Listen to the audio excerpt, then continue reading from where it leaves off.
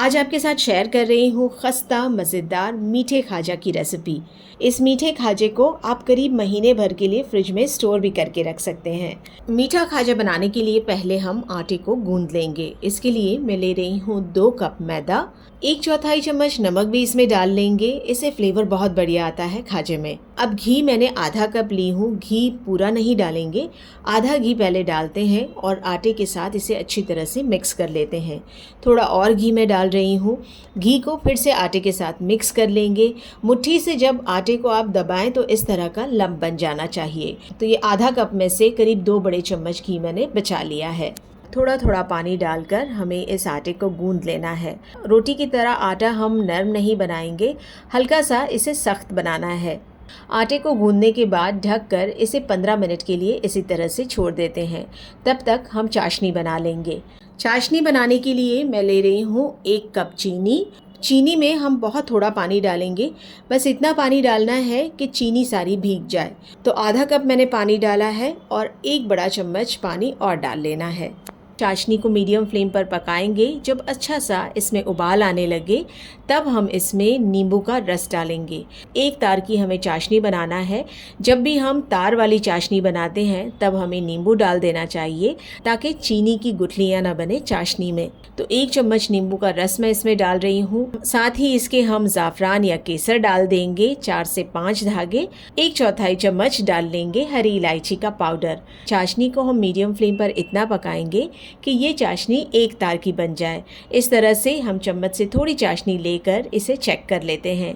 तो चाशनी हमारी बनकर रेडी हो गई है। फ्लेम को बंद कर देंगे और इसे साइड पर रख लेते हैं। अब आटे का एक मिक्सचर बनाना है, जिसके लिए मैं ले रही हूँ 2 बड़े चम्मच मैदा और 2 बड़े चम्मच ले लेते हैं घी। दोनों चीज़ों को अच्छी तरह से हमें मिक्स कर लेना है। तो ये मिक्सचर हमारा बनकर रेडी हो गया है। अब आटे की तरफ आते हैं। आटे के हम छोटे छोटे पेड़े बना लेंगे। तो करीब 8 से 10 पेड़े हम आटे के बना लेंगे। अब जिस तरह हम रोटियां बेलते हैं बस उसी तरह से डस्टिंग करके हमें रोटियों को बेलना है।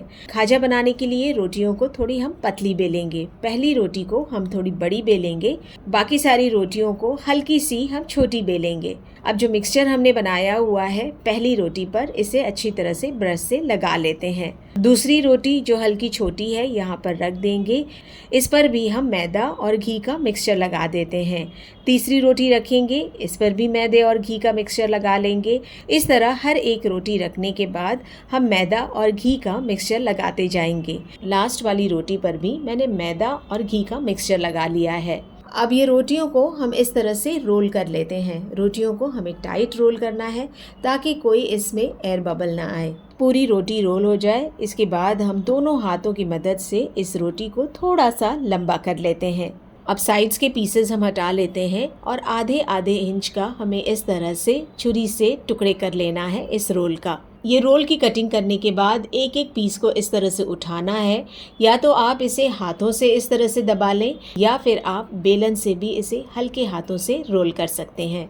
इस तरह से सारे खाजा हम बनाकर रेडी रखते हैं। तेल को हमें एकदम लो फ्लेम पर पहले गरम कर लेना है।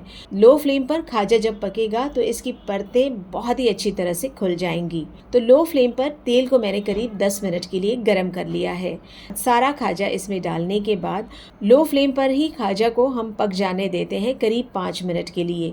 इतने टाइम में खाजा की परतें अच्छी तरह से एक दूसरे से अलग हो जाएंगी। अब मीडियम फ्लेम कर लेना है और मीडियम फ्लेम पर अलट पलट करते हुए हम खाजा को पका लेते हैं। हल्का सा इस पर गोल्डन कलर आ जाए, इसके बाद हम खाजा निकाल लेंगे। डायरेक्ट हम इसे डाल लेंगे चाशनी के ऊपर। जब हम खाजा चाशनी या शीरे में डालेंगे तो चाशनी को हल्की सी गर्म रहना चाहिए। बहुत ज़्यादा गर्म चाशनी में हम खाजा को नहीं डालेंगे। सारा खाजा डालने के बाद हम चम्मच से इस तरह से चाशनी को लेकर सारे खाजे के ऊपर डाल लेते हैं। चाशनी में मीठा खाजा हम छोड़ देंगे बस 5 मिनट के लिए। इसके बाद चाशनी से हमें खाजा को निकाल लेना है। अब ये खस्ता रसीला खाजा रेडी है सर्व करने के लिए। ये मीठा खाजा बनाने में जितना इजी है उतना ही खाने में टेस्टी है। इस मीठे खाजे को आप करीब महीने भर के लिए स्टोर करके भी रख सकते हैं।